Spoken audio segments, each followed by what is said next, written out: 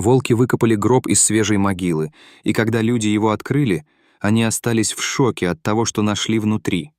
Сказать, что собака — лучший друг человека, это не просто слово. Ведь со временем эти животные доказали свою неоценимую ценность для человеческой жизни. Однако собаки — не единственные виды, способные проявлять такое благородство. История, которую ты узнаешь сегодня, о том, как волки спасли жизнь девочки. Эта история происходит в деревне, где жили Розанжела и Альфонсо. Они были женаты 15 лет и жили счастливо, но мечта о ребенке не осуществилась. Эта история происходит в изолированной деревне недалеко от Сан-Паулу в Бразилии, где жила пара по имени Розанжела и Альфонсо. Они были женаты уже 15 лет и жили очень счастливо, за исключением одного момента — мечта ребенка так не осуществилась. После того, как они попробовали разные методы и проконсультировались с несколькими врачами, их усилия всегда заканчивались разочарованием. Несмотря на это, не все было грустно. Пара жила рядом с лесом, что было настоящим благословением. Они жили рядом с разными видами животных, которые постепенно завязывали дружеские отношения с Розанжелой и Альфонсо. Многие из этих животных часто навещали пару, так как они всегда кормили их, когда могли. Среди всех животных выделялась небольшая стая волков гуара, довольно распространенного вида в этом регионе Бразилии и в других частях Южной Америки. Эти трое волков, которые были братьями, пересекли путь пары в момент большой нужды. Они были голодны, так как, будучи небольшой стаей, им было трудно охотиться. Встреча произошла в день, который Альфонсо никогда не забудет. Во время одной из своих прогулок по лесу, чтобы подышать свежим воздухом, он наткнулся на троих волков. Сначала животные не воспринимали его как друга, а скорее как возможную добычу. Тем не менее, Альфонсо не впал в панику. Вместо этого он достал из своего рюкзака кусок свежего мяса, который принес, чтобы покормить других животных в лесу. Поняв критическую ситуацию с волками, Альфонсо положил мясо на землю и отступил. Любой другой запаниковал бы перед лицом голодных волков, но Альфонсо сохранял спокойствие. Он знал, что эти животные просто голодны, и, предложив им еду, вероятно, они проигнорируют его, сосредоточившись на пище. И именно так все и произошло. Волки, помимо того, что утолили свой голод, казались благодарными за этот жест доброты. Это была первая из многих встреч между Альфонсо, Розанжелой и волками, положившая начало особой дружбе, которая вскоре изменит ход их жизней. После того, как Альфонсо положил еду на землю, он ушел, пообещав вернуться на следующий день, чтобы повторить этот жест. Постепенно он начал завоевывать доверие волков, представляя, что со временем будет возможно даже приручить их. И именно это и произошло. День за днем Альфонсо возвращался в то же место, где он встретил волков. Со временем они уже ждали его там и даже подходили, чтобы получить ласки. Начала формироваться дружеская связь. Однажды Альфонсо решил привести свою жену Розанжелу, тоже любительницу животных, чтобы познакомить ее с новыми друзьями. Розанжела была в восторге от волков. Они не проявляли никаких признаков агрессии и были очень похожи на собак, только больше. На протяжении многих лет пара мирно жила с 3 волчонками-братьями, пока, наконец, одна новость не принесла еще больше счастья. Розанжела была беременна. Пара сияла от счастья, ведь они наконец-то осуществят свою мечту о ребенке. Как только они узнали новость, они побежали делиться радостью с друзьями из леса. Хотя кто-то мог бы считать абсурдным рассказывать животным такие новости, Альфонсо клялся, что волки, казалось, понимали каждое его слово. Когда они услышали новость, животные бросились к ним, как будто хотели их поздравить. Вероятно, они просто почувствовали счастье своих человеческих друзей и присоединились к празднованию, не понимая, откуда берется эта радость. В любом случае, эта сцена навсегда осталась в памяти пары. Через несколько месяцев родилась прекрасная девочка, которую назвали Андреа.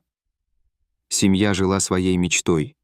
И в течение 3 лет они были невероятно счастливы вместе со своей дочерью. Они также начали прививать маленькой Андреа ту же любовь к животным.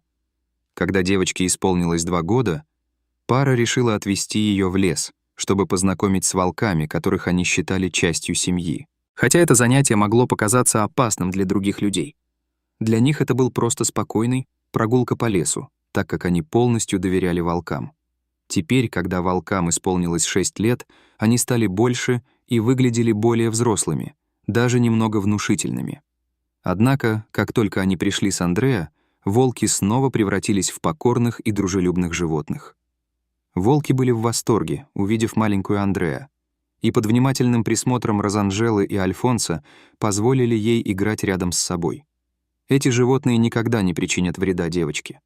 Этот жест повторялся на протяжении всего года, и волки очень привязались к Андре, как и она к ним. Для семьи стало привычкой навещать своих верных друзей каждое воскресенье после церкви.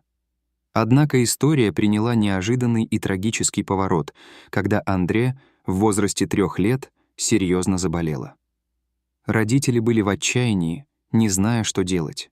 У маленькой была высокая температура, рвота и диарея, что заставило их броситься в городскую больницу.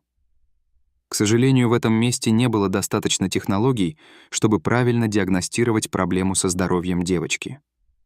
Несмотря на усилия врачей, трагически, Андреа была объявлена мертвой. Эта новость полностью разбила сердце родителей. Они не могли принять, что дочь, за которую они так боролись, теперь уже не с ними. Тело девочки было передано семье, которая с разбитым сердцем организовала похороны на городском кладбище. Друзья, родственники и соседи пришли выразить соболезнования, ведь все знали, как сильно родители Андрея боролись за то, чтобы она была в их жизни. После похорон семья вернулась домой, чувствуя, что их жизни никогда не будут прежними.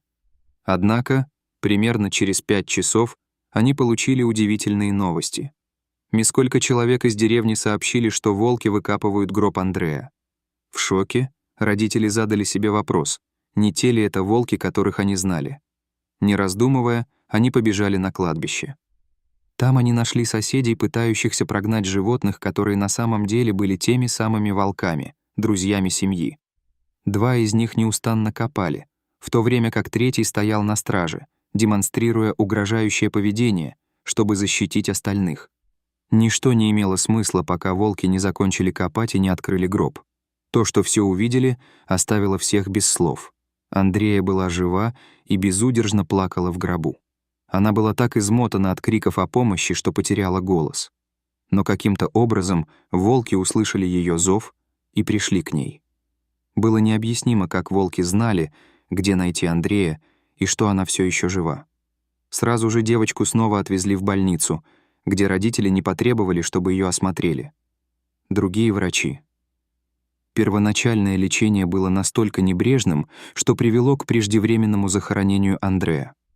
Благодаря волкам девочку спасли вовремя, и ее родители не только вернули свою дочь, но и поняли уникальную и необъяснимую связь, которую они создали с этими удивительными животными. В интервью для прессы генеральный прокурор штата сообщил, что было открыто официальное расследование по делу девочки. «Мы устанавливаем несколько направлений для расследования», заявил представитель власти. Врачи и больница, вовлеченные в дело, столкнутся с процессами за медицинскую небрежность. Самое главное, однако, это то, что девочку спасли благодаря невероятному вмешательству 3 волков-братьев. После долгого периода восстановления в больнице Андреа смогла преодолеть ситуацию. Родители никогда не забудут, что эти животные сделали для их дочери. На протяжении многих лет они переживали моменты крайнего счастья вместе с волками, пока те не умерли от старости, но с удовлетворением от того, что поделились этой невероятной историей со своими человеческими друзьями. Андреа теперь уже 20-летняя, хранит в своем сердце воспоминания об этих уникальных отношениях. Вдохновленная тем, что она пережила, она решила выбрать профессию ветеринара, посвятив свою жизнь спасению и заботе о животных, так же, как волки сделали это для нее в прошлом. Эта история является трогательным доказательством того, как отношения доверия и уважения между людьми и животными могут создавать такие глубокие и преобразующие связи. А теперь мы хотим узнать твое мнение. Ты думаешь, что волки — благородные животные? Как ты думаешь, как они узнали, что девочка все еще жива? У тебя хватило бы смелости установить связь с таким диким животным, как это? Оставляй свои ответы в комментариях, и если тебе понравилось, ставь лайк и подписывайся на канал. До следующего видео.